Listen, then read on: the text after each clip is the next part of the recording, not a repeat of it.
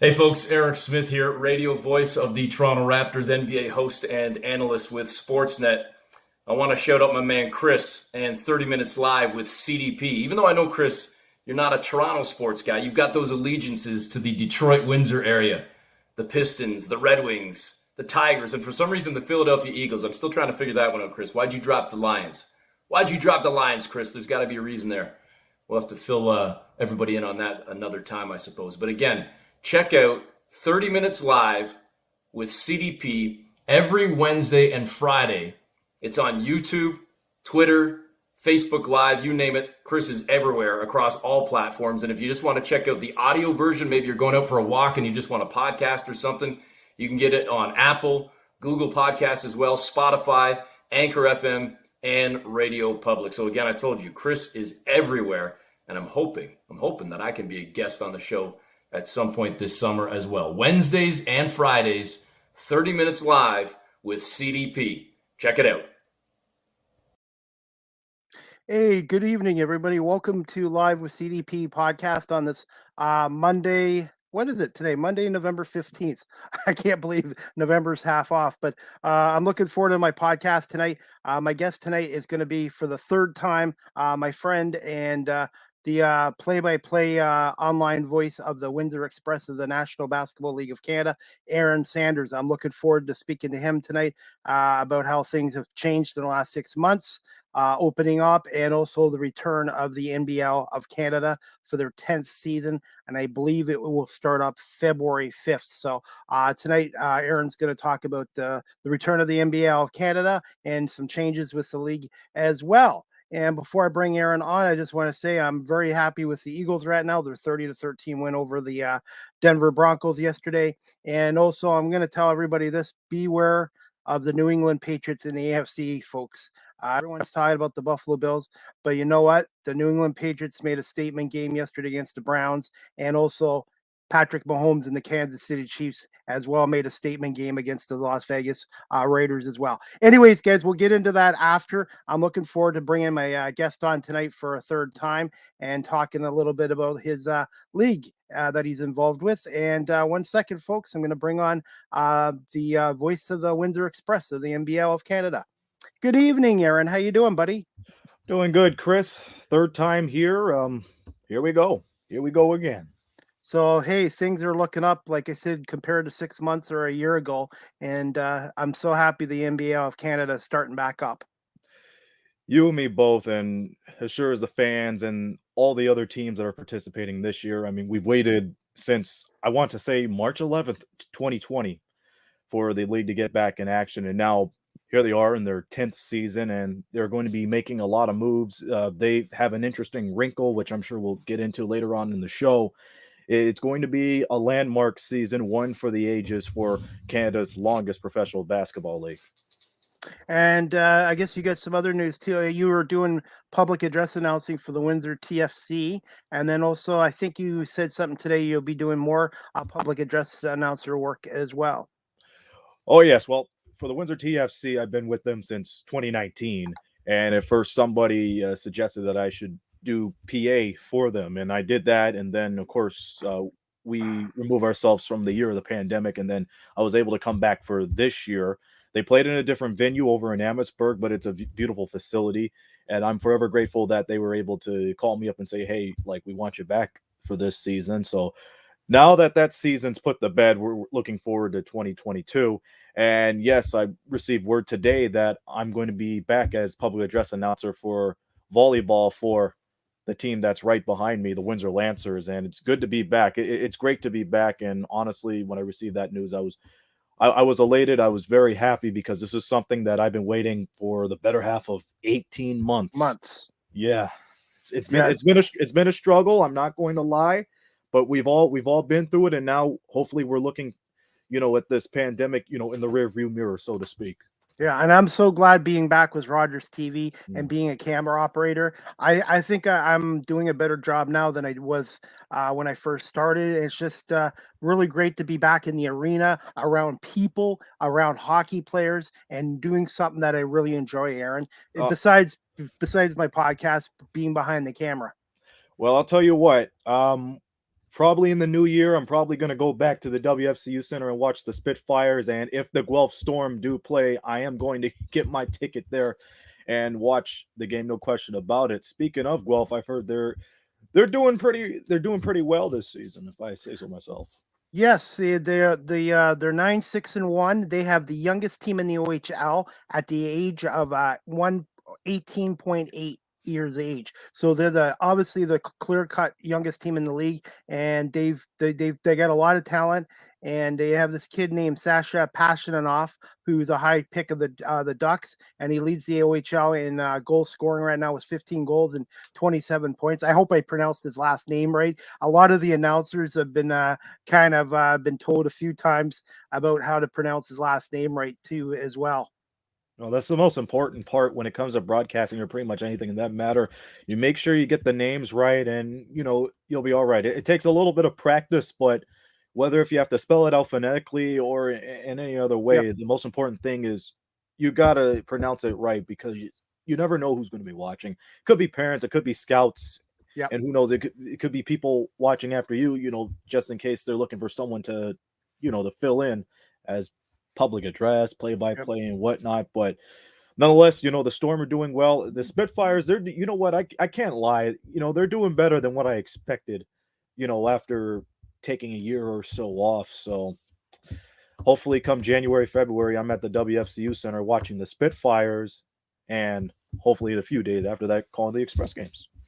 Are you going to be back with the Express, I'm assuming? Well, let's just say we're 90% there. Okay.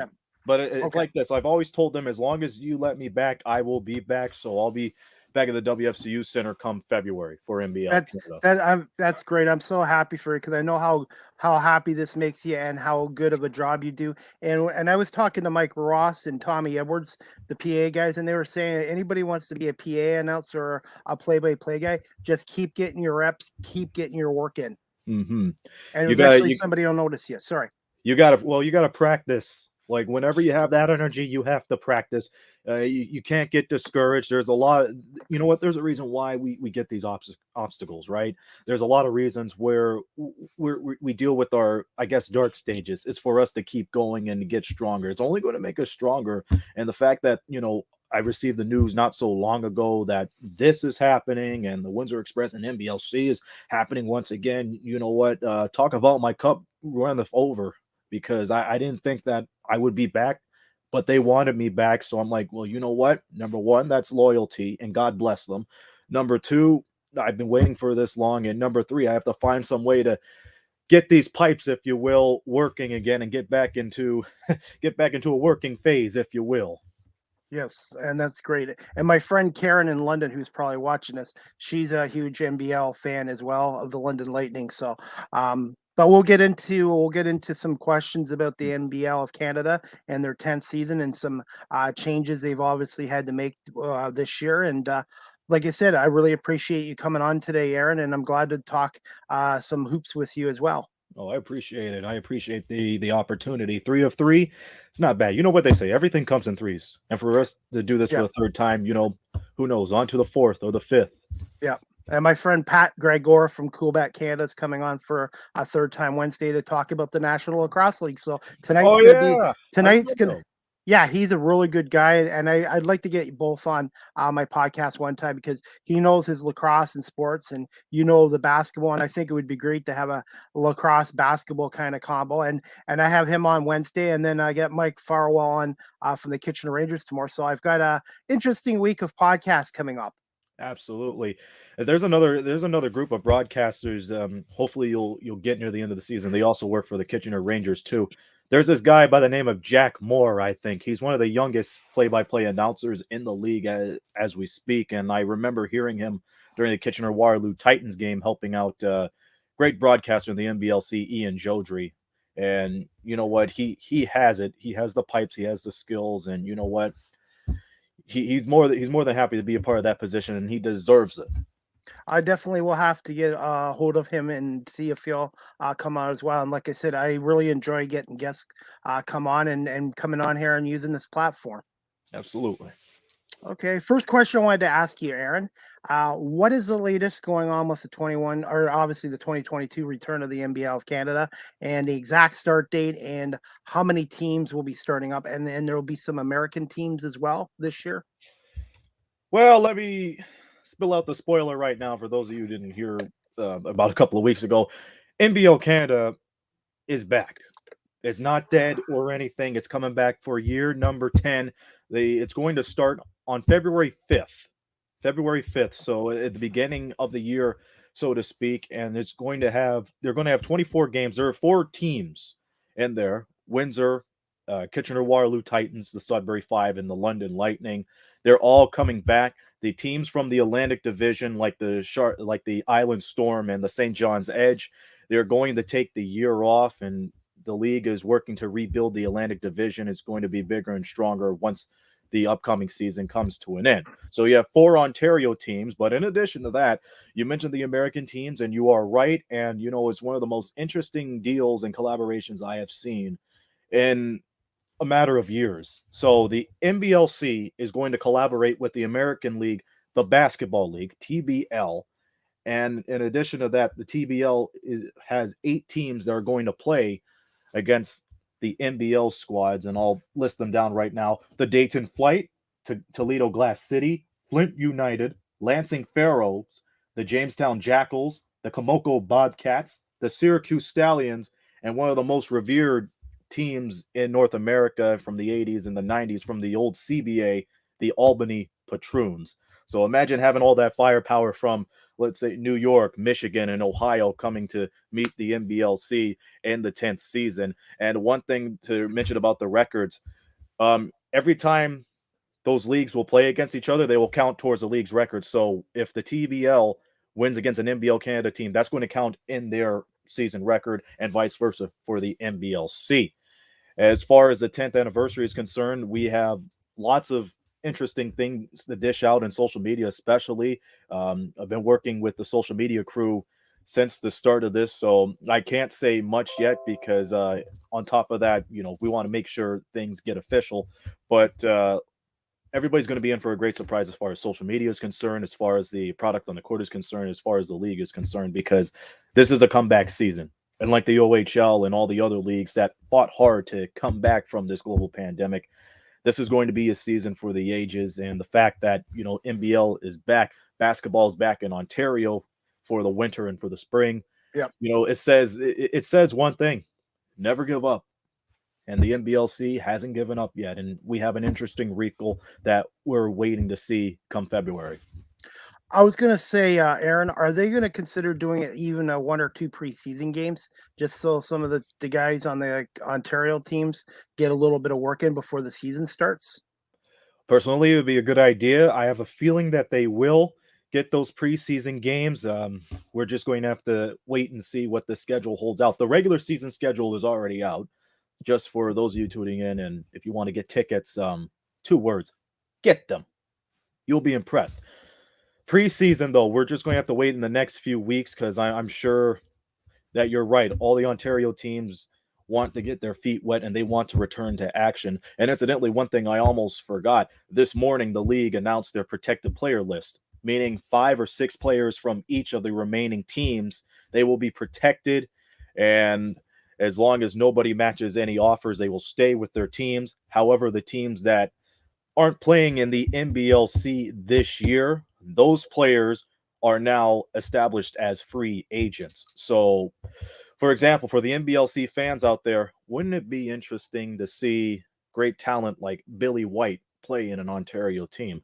Wouldn't it be interesting to get Junior Cadogan or any other great people around in the Atlantic Division to play for the MBLC this year for your team? It's going to be very interesting. It's just like the trade deadline for all the major sports leagues. You're just going to have to tune in the social media and all the other stuff until February to find out. It's going to be a roller coaster within a roller coaster, but it's going to be a heck of a ride.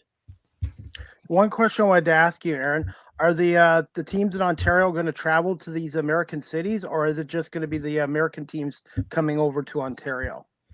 Well, it's the matter of both sides working together. So the MBLC, the teams will be going to those said cities. So you're going to see the Windsor Express, Sudbury 5, London Lightning, and the KW Titans travel to Komoko or Syracuse or Albany, the most revered armory around Eastern America. So it's going to be interesting. When you have a collaboration, you have both sides working together and they mesh together, and we're going to see that this year. How's another question I wanted to ask you on that? How's the rules going to work with that? With the NBA Canada rules, are they going to use them in games in Ontario and then use the American League's rules a little bit? Or are that both leagues similar, Aaron, to rules? Well, they're still taking that into consideration, and it's still under review. But I bet we're going to see, a mixture of two of those leagues' rules formed together in a way, and it's going to be interesting to see how that plays out. Like, for example, I would like to see. I think the one thing that would be definite at this point is, how the NBA, they set the shot clock to 14 if the ball hits the rim and the team on offense gets the offensive rebound. The MBLC, they actually put that rule into effect in 2019-2020.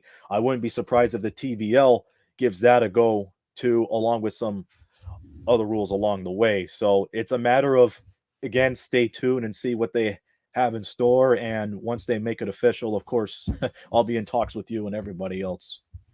Okay, and you already answered my second question with the East Coast teams.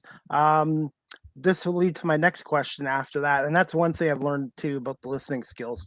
Because what you ask one question, and then I guess can give you answers for 2, 3, or 4. But this is the next question I wanted to ask you, Aaron. Do you see expansion in the NBL of Canada in the future, in Ontario or Western Canada, etc.? Oh, I believe so. Over the years, the MBLC's main focus is to go above and beyond and make sure basketball is the center of attention for Canada. So as far as Western Canada is concerned, I would have no doubt in my mind that they will give that a go. They would give other teams in Ontario a go. And I think I remember talking about this with you the last time I was here. It's like there's potential, maybe a potential city that could be good for an NBL Canada team. North Bay for one. I don't know, like Guelph and all the other Ontario areas too. So I think in the future we will see some expansions and we will see bright young players get into this league as well. And what are your chances, or what do you think the chances are of actually getting those East Coast teams back in a year from now into this league? High hopes. Very positive about it, and so are the league. You see the Island Storm and the St. John's Edge, as I mentioned before, they are taking a year sabbatical, just to make sure everything's all good. It's just a matter of you don't want just two teams from the Atlantic Division to travel to Ontario over and over and over again. I'm sure the league wants a well-balanced set of divisions, Atlantic and Central. So there's no doubt in my mind that they'll be back next season. It's just a matter of, how things are going, and we have to adapt to what is the new normal with this pandemic. So it's better safe than sorry for them to take the year off. But trust me, when you take a year off, you will get stronger. Anytime you take time off, it's just a time of reflection, what you could do better, and, what can you bring to the table for next year. And I was also going to say, are there any talks about getting the league TV contract with Sportsnet or TSN, or even local community TV like Rogers and Cogeco, I guess, in Windsor? They've done that before. For example, Cogeco, or is now Your TV in Windsor, they used to broadcast a handful of games since day one. They haven't done that since 2017, 2018. If I'm looking at this, I know London, they had a deal with their Rogers affiliate before the pandemic. I haven't seen KW go on local TV or any sort of TV yet. I would love to see them go on there because, trust me, the community is wonderful and they deserve that time. They deserve that time in the sun. Sudbury, they also have Eastlink, so they have a handful of those games on there. So if you ask me, local TV would be a good way to start things off. Yeah. But getting a national TV contract, you know what? Never say no. Never say no to an opportunity like that. Could happen in the future, though. because I really think they need to get a little more, in my opinion, they need a little more exposure, either with community TV or a bigger TV contract. And also maybe even look at radio stations too, to get the games on local radio. Like, what's your station in Windsor?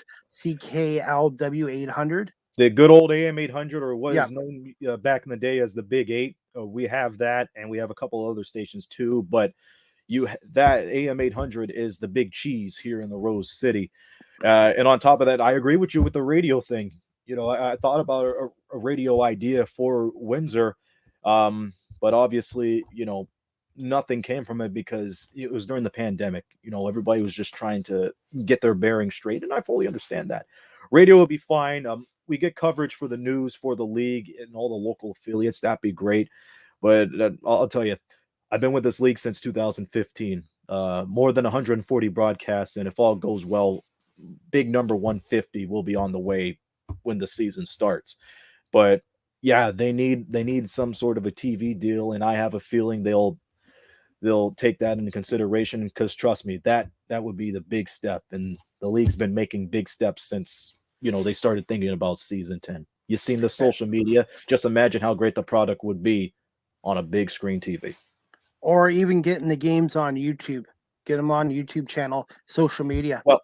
Well, we had YouTube up until 2019, 2020, and the reason why we're no longer with YouTube is because I'm sure you've heard of this before. Certain word, copyright. It's not the team's fault that if music bleeds out into the microphones, but we do have MBLC Live, our own subscription based website to watch the games. So we have that. That's going to be the big step, and bigger things can come from this as long as people subscribe and watch and enjoy what's right in front of their eyes and what's on the court, because that's what's important. Again, where can people subscribe to that, and do they what the cost of it is, monthly or yearly? They're still considering everything, but it is mblclive.ca for the time being. And again, try to subscribe as best as you can, and once the information for the prices come out, we'll have it all over on social media, so that way everybody gets a better understanding on how live streaming will go. Okay. And this is my next question, Aaron. I had to ask you, what is the biggest concern facing the NBL for the 2022 season, just to get this season going and stuff like that? Well, the biggest concern is COVID. There's no question about it. There will be a time in the year where we'll see a rise in cases, and you got to think, okay, what are people going to do in terms of these changes? What are we going to have to enforce more restrictions? Are we going to have to lock down again? That's the biggest challenge, and that's what's among everybody's minds, to be honest with you. But if we're able to keep the cases down, keep it on a level, and I know I've heard this a lot of times. You've heard this a lot of times, and a lot of people are sick and tired of hearing this. If we do the right thing, we'll lower the cases. But to be honest with you, it's better that we get told this 100 times or not, because most of the times it goes in one ear and out the other. But I'm just getting off track here. But, the world around us today, it's scary because of the pandemic. But I hope in a few months from now, when they start lifting the restrictions and whatnot, it won't be a concern for the league or the players or even the fans, for pretty much anyone in general. Yeah. And that goes double for all the other sports that are going on right now. Yeah. And I was going to say the Ottawa Senators today have to postpone their next 3 games because they have 10 players and a couple of coaches with a COVID outbreak. And to be honest, as much as things have gotten better now than they were 6 months or a year ago, we're still not done with this COVID yet. Absolutely. And you know what? This isn't the first time I've heard something like this happen. I think this happened to the New Jersey Devils last season, if I'm not mistaken. But on top of that, it's a crying shame, to see that happen. But, the message remains the same. Be safe, do the right thing, take precaution and whatnot. And we talked about TV and radio and whatnot. I forgot to mention this, and this is the first time I think this will be brought out in the public. This year, it will not. Remember when I said something about MBLC Live? It is no more. It's now going to be a new pay-per-view platform called MBLC TV. So Okay. it's going to be fun. It's going to be fantastic, and more information will come as it develops. Okay. And before I get to the next question, I just want to show a video clip of the return of the MBL. I want to put on here. I got it off YouTube. It's off the MBL's YouTube channel. 1 second. I'm just going to play it here. It's like about a minute long.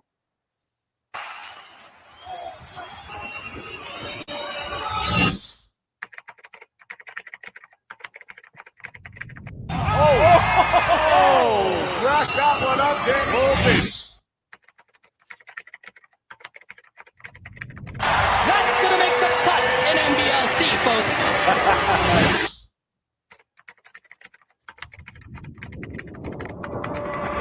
Going into the spin cycle. away. Again, a fistful of rejection. Oh, nice speed.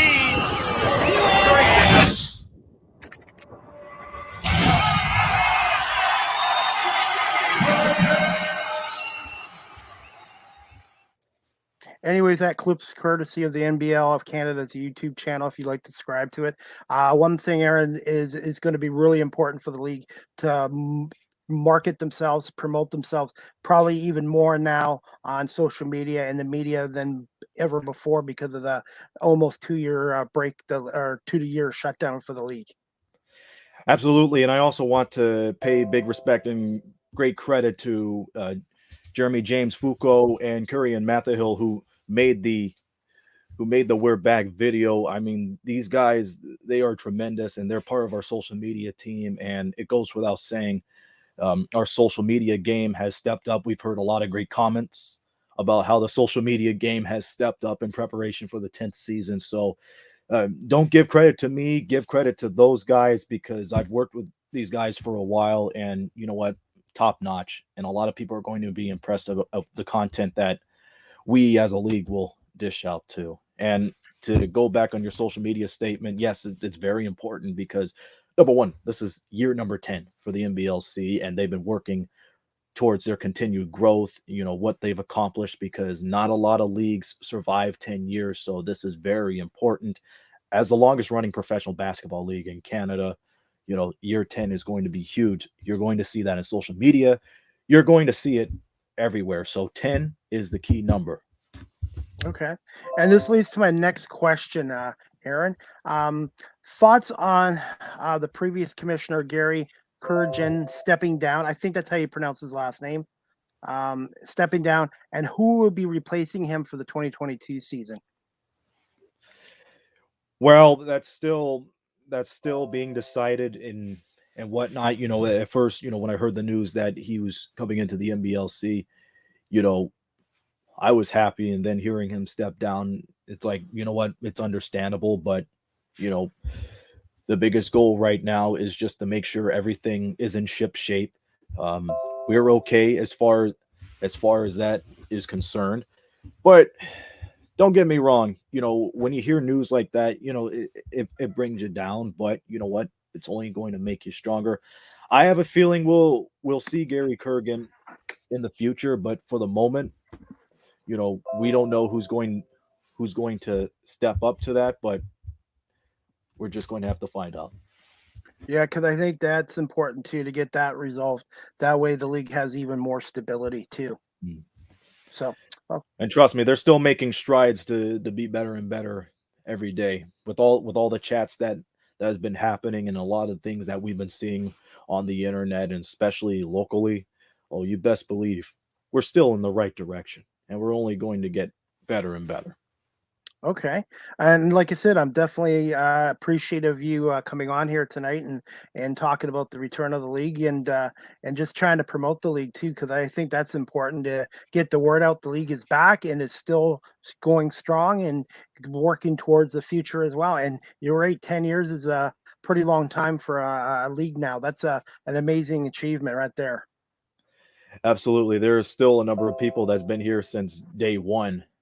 And honestly, even though they've gone through good times and a lot of difficult moments, the fact that NBL is still here in Canada, it speaks a lot of levels.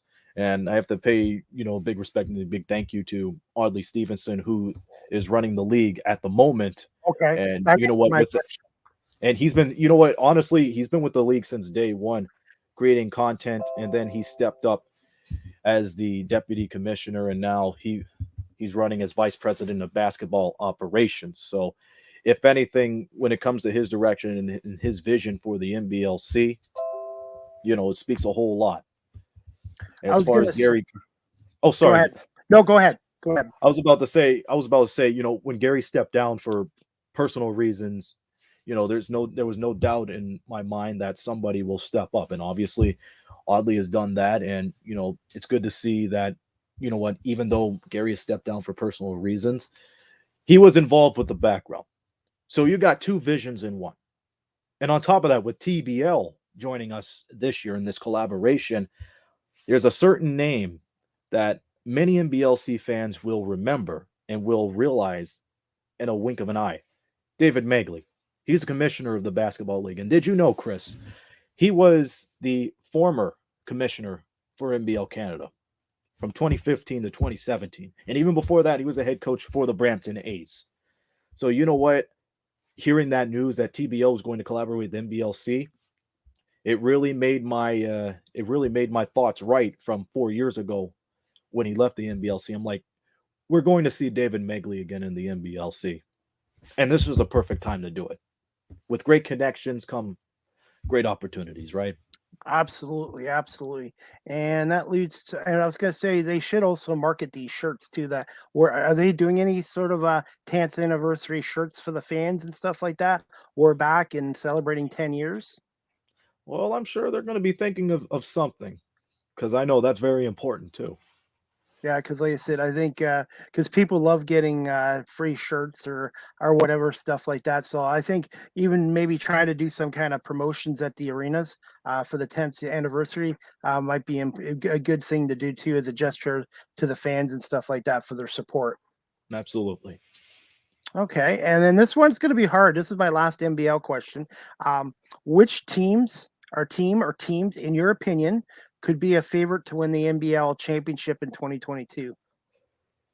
To be as impartial as best as I can, um, I'll have to say that's hard to say.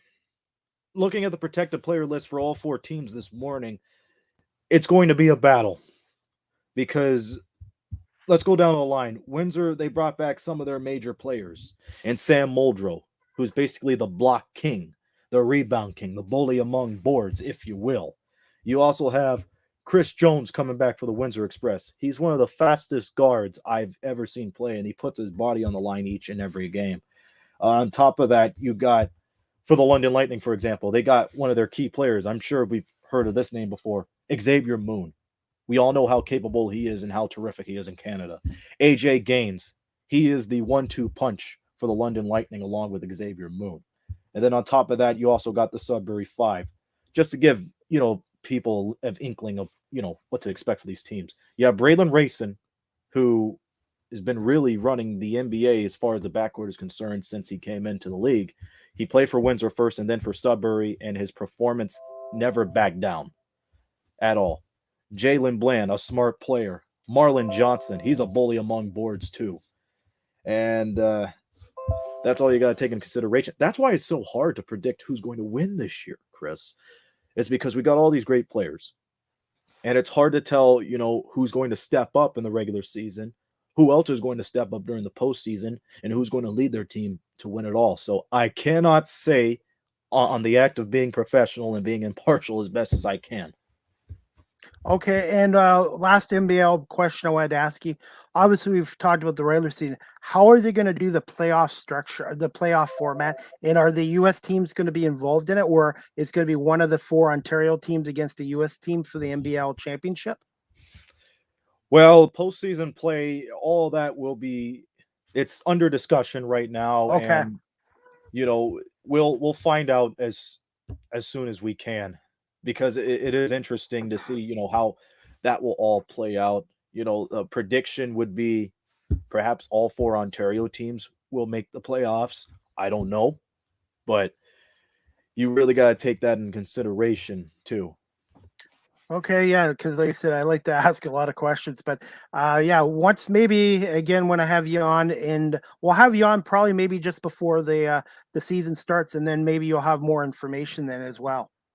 It's perfect, and I would love to share it too. Incidentally, we talked about T-shirts. There's talk about a new online store. I'm just getting this information right here. So for the fans, there will be an online store. Just be patient. You have been more than patient with everything since this whole pandemic started. But trust me, T-shirts will be on the way. A new website will be coming up too, and on top of that, here's some more breaking news. The league is going to create a top player list like the NBA's done for their top 75 players of all time. That's great. That. I think that's a great idea. And I Okay. think so too. Well, think of it. 10 years. 10 years in an indelible moments, terrific players. I have an idea of who may be on that list, but of course I was gonna say I'm gonna keep that shut. You never know. okay. I'm gonna put you on the spot. Who are the top 5 players you've seen in your time in the NBA of Canada? The top 5. Top 5 players. Well, first off, one player that comes to mind, and he's played for the Windsor Express and got his first championship with them, Ryan Anderson. He is a dangerous threat from downtown. Anytime he puts up a three, you could see the terror in all the other teams' eyes because they realize once you leave the guy open, that's a wrap. So that's one of them. Number 2, Billy White. He's one of those guys that could get from one end to a court into another in less than 3 seconds. He is that powerful. He could finish strong. That's another person. Number 3, I think we have to mention the Newfoundland native Carl English, who retired and had actually had his jersey raised to the rafters before COVID-19 hit for St. John and his contributions to basketball in Canada as a whole. So those are 3 players that come to mind. Number 4, Clifford Clinkscales. He is basically he's basically the man of Atlantic basketball in the National Basketball League of Canada. He shows great poise, great control, and he is a great guard, especially after all these years playing for Halifax. That's just a handful. Obviously, I can't give you all of it right now because who knows? It could be a spoiler or it could be a prediction. I'll leave that Okay. up to the fans to decide. Okay. I just got 2 quick NBA questions to ask you before I let you go. And I just wanted to, this one I wanted to ask about thoughts on the 21-22 NBA season so far, and who are some surprises and biggest disappointments so far this season? The season's going good. I enjoy the parity of the league itself. It's strange because a lot of people have been picking their favorites, LA to win, Brooklyn to win, Milwaukee to repeat, and whatnot. But, who surprised me the most was the Toronto Raptors. They have, one of the youngest core and one of the oldest players right there is Fred VanVleet. But there's a couple of players that have, shocked me. Scotty Barnes, he's having a heck of a start of the season. And then there's the Rexdale native Delano Banton. And I'm telling you, the way he goes from one end of the court to another, he does it in pretty much less than 4 steps. And we're talking about a 90-foot court and a wingspan of his and the ability to finish strong, and especially on the defensive end. You know what? It's either he could be rookie of the year or he could be the most improved player in a few years. Like, the Raptors got to keep giving him the ball. And I know he was just called to the G League for the Raptors 905, and he put on a tremendous outing during the weekend. So, people, you better pay attention to the Toronto Raptors. I'm also impressed with the Dallas Mavericks. My team, the San Antonio Spurs, there's not much to say about it. All I asked is for them to get at least 25 or 26 wins. So their coach, Greg Popovich, could be the greatest coach of all time. Pistons, they're 3-9, but you sort of expect that. But they pulled off that upset against the Houston Rockets last week, and I'm very happy for them. And what else is there to say? The Lakers, 8-6, kind of a rocky start, but with LeBron being injured and every other team stepping up and every other player stepping up, especially Carmelo, man, what more needs to be said? It's been an interesting start to the season, and you know what? This is their return to normal phase, and I have a feeling that the playoffs is going to be very interesting because, like many people know, the records and the stats during the regular season doesn't matter. It depends on who steps up the most and who can make a name for themselves and represent their team well. I was going to say, and I'm going to hopefully have Matt Derry back, and we're going to do a Pistons podcast on here. And the Pistons have a lot of young talent and stuff like that, but losing Kelly Olynyk for 6 weeks or longer, it hurts. And it's good. And basically, I'm going to tell Matt this. The Pistons are going to be basically growing pains. There's going to be nights where they're going to look like an NBA contender, and there's going to be nights where they struggle. And that's part of the process with a very young team. I like that. I just wish the fans aren't like, I want Dwayne Casey fired or whatever. You have to be patient because they're all 19, 20, 21-year-old players. And Cade Cunningham did not have a training camp. I'm not making excuses, but he did not play any preseason games at all. And he's still a rookie and he's still raw talent. But I think eventually he will be a special player.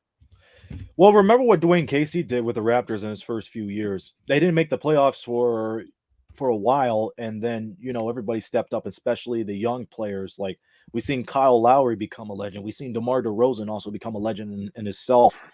And, even though they had some playoff woes, they're one of those teams that can make the playoffs. But again, the young core is a problem because they got to learn about consistency and they got to learn how to respond under pressure, and especially in the clutch, because there's been a handful of games where they could have won and they just lost it by 1 or 2 possessions. Okay. And last question I wanted to ask you, Aaron, before I let you go, is yes or no? Are the Golden State Warriors, who are off to 11-2 start, back to being an NBA championship contender, or do you think they will come back to earth? Well, they're a championship contender, and as much as I am not a big fan of the Warriors, I have to say it like that. But Steph Curry's going to be doing Steph Curry things. He's been stepping it up. 50 points for him one night, 40 points the other. I mean, that's ridiculous, and it still surprises me to this day. I don't think they're going to win the championship. I think this year could be their last year as that dynasty, because they've been on a rocky road since 2019. Since they lost to the Raptors, and then the year after that, they've also had a rocky road too with injuries. And then 2021, we saw them resurge in a way, even though they lost in the play-in. But I think this is their last chance to be a title contender, because if they don't do anything big this year, and I mean in the postseason, let's be honest here, then it's going to be the beginning of the end, and the GMs and the other dignitaries are going to have to tear apart this puzzle that's been successful since 2014, 2015. Okay. Anyways, Aaron, I'm going to let you go. But before I let you go, again, where can my audience find you on social media? And also, what website can they check out again for the MBL of Canada currently? Okay, so if you want to follow me on Twitter, that's at @ASandersWindsor. Eventually, I'm going to do this thing called Colorcast. So you can follow me there at A Sanders Frost, I believe. I almost forgot there for a second. So overwhelmed with the news today. But on Instagram, AaronSanders.FrostFather. I talk about, the suits that I have, the board games I have, any miscellaneous stuff. When the MBLC season comes around again, I will post more suits. So let's just say the suit game is loading as we speak. The MBLC, you could follow them on Facebook, Twitter, all the other social media outlets like Twitter, and you go online, mblcanada.ca. There we go, right there. And still be on the lookout for MBLC TV. That's going to be a new pay-per-view service that we're going to be promoting, and we're going to be putting our broadcast on for this year. So for the fans out there, keep following MBLC. And if you're new to this, you're going to be in for a tremendous ride. This is our 10th season, and we cannot do it without you. And I also put your team's website on here, windsorexpress.ca. Absolutely. The Rose City, 2-time MBL Canada champions, and they're going to go for title number 3 this year, especially with the player list they released today. There's no doubt in my mind they're going to be a tough title contender, and I'm looking forward to February. I'm looking forward to how all this plays out in the next couple of months. And I definitely would like to try to have you come on just maybe a week before the season starts, I believe February 5th, maybe by the end of January. That way we can see if there's preseason games and some other news from the league as well, especially about the playoff format as well. Absolutely. It's going to be interesting. And, I firmly believe that we will get a preseason, underway. It's just a matter of we're just going to have to wait and see as to what happened. And come down to Windsor sometime. And if you come to an Express game, let me know. I like to do an Express game and a Spitfire game the same weekend. That way I can see both at that arena. If the Spits play the Guelph Storm at home, then I will be there. Definitely. Like I said, it's really good hockey. And I'll tell you this, Aaron, I've been an OHL fan for almost 40 years, since 1981, 82. These kids now are so quick. The speed of the OHL game has just been amazing. So if you do go to an OHL game or a Spitfire game, you'll be amazed at how fast these young guys are on the ice. Honestly, I think this generation started with Taylor Hall and that great Spitfire team from 2008, 2009, and 2010. And I think that's where like the current generation in the OHL started. I mean, a few years ago we had Connor McDavid and you play for the Erie Otters, but I think it all starts from a decade or so ago. And the OHL has been going fast and been going strong ever since. Definitely. So again, the NBL Canada is back for their 10th year. February 5th is when they start. And again, I want to say, Aaron, thank you so much for coming on and talking to us about the NBA of Canada, the return, and more information about the league as well. And we'll definitely have you back on just before February 5th and talk a little more NBL of Canada and maybe a little more NFL then too. Absolutely. Always a pleasure to be on. And thank you again for the opportunity. Thanks, Aaron. We'll be in touch with you on social media and we'll talk to you soon, buddy. Perfect. Thanks, Chris. You too. Have a good night, Aaron. Thanks again. You too. Anyways, guys, I hope you enjoyed my podcast with Aaron Sanders, the longtime online play-by-play voice of the Windsor Express. He's excited to have him on. And also you guys can check out the MBAcanada.ca, their website, or you guys can check out the Windsor Express website, windsorexpress.ca. Again, the NBL of Canada will be back for their 10th season, the oldest professional basketball league in Canada. And they'll be starting up February 5th, 2020 as well. And we'll definitely have Aaron back for that as well. Anyways, guys, I'm going to wrap up this podcast a little bit early because I have another podcast tomorrow, which I want to talk to you guys about now. The next Live with CDP podcast will be tomorrow, Tuesday, November 16th at 1 o'clock Eastern.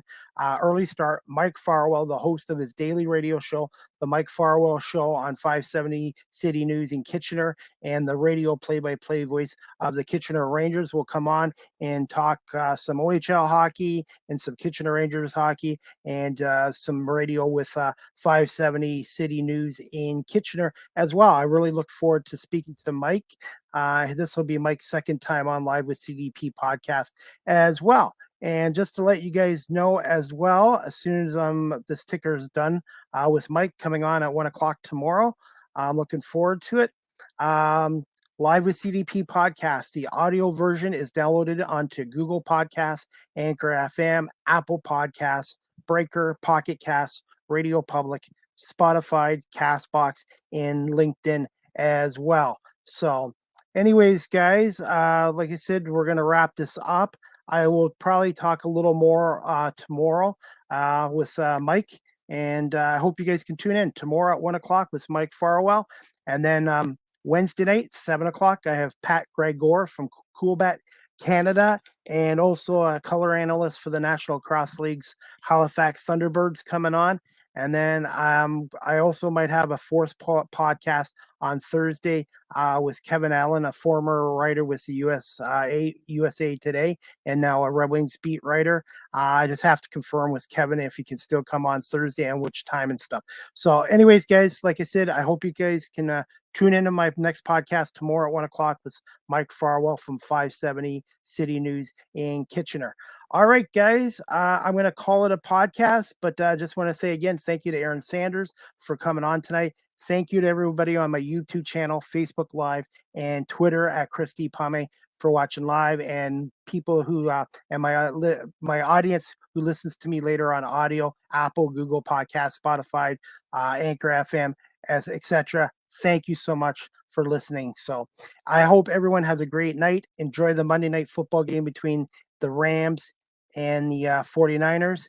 And check out my TikTok later at Live with CDP. I'm going to do a quick Eagles game recap of the 30-13 win for the Birds last night over Denver in Denver yesterday. So check out my TikTok page in the next hour or two, and I will be doing a quick Eagles game recap on there as well. Again, TikTok at Live with CDP. Anyways, guys, I hope you all have a great night, and we'll see you guys tomorrow at 1 o'clock for another edition of Live with CDP podcast. Good night, guys.